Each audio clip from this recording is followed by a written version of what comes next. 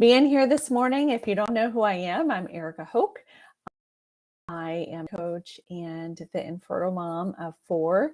And I want to share a little bit about my story with you this morning. I want to talk about kind of a turning point for me in terms of my mindset and how I was thinking about my infertility journey.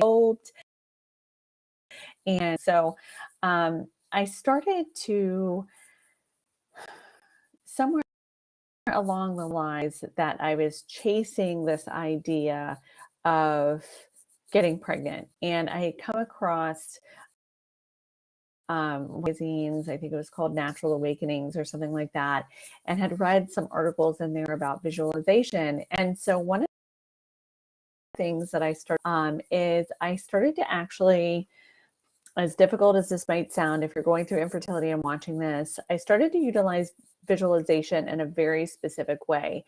And at the time, I did not know what I was tapping into, but I understand it so much better now. And I truly feel like led to this visualization practice that I'm going to tell you about. And see if this resonates with you. Okay. So tell me, have you ever heard the phrase, a washed pot never boils?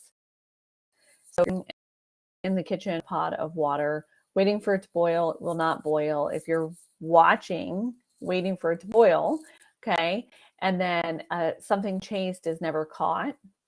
So these are things that maybe you have heard along the way. And what I'm going to talk to you about, like the practice that I used to do in terms of visualization, has its foundation in science and ethic research. And so instead of focusing on, I want a baby, I want to be pregnant, I want all of these things, I started focusing on believed to be true, which was that I was already carrying my child because my eggs I was born with, they've been with me my whole life, and I still have a few left, I'm sure. But at that time, I knew that a part of my child was with me. I focused on that, and I focused on this is exactly what I would do right now. So we did per se, but we had an empty bedroom that we hoped would be the nursery. And like a lot of you do, and a lot of people do, I would go into the nursery and I would kind of visualize or fantasize about what would look like when the baby came, where I wanted the crib to be, what other kind of furniture. Anybody going through infertility can't help but kind of peruse the nursery sites online, or where it's in your awareness. And so I kind of mentally picked some things out, arranged them in the room. And so I would sit in the middle of the room, and I would hold my mom used to be, she's not with us anymore, but she used to be a doll collector, and I would hold a baby doll, kind of sit Indian style in this room, and I would just do some visualization exercise and some breathing exercise, visualize where the crib would be, where the changing table would be, where the rocking chair would be, color that I might want, and all of those things, but all the while sitting in gratitude and not thinking about I want, but thank you for the baby that's coming. Thank you for my body that is functioning.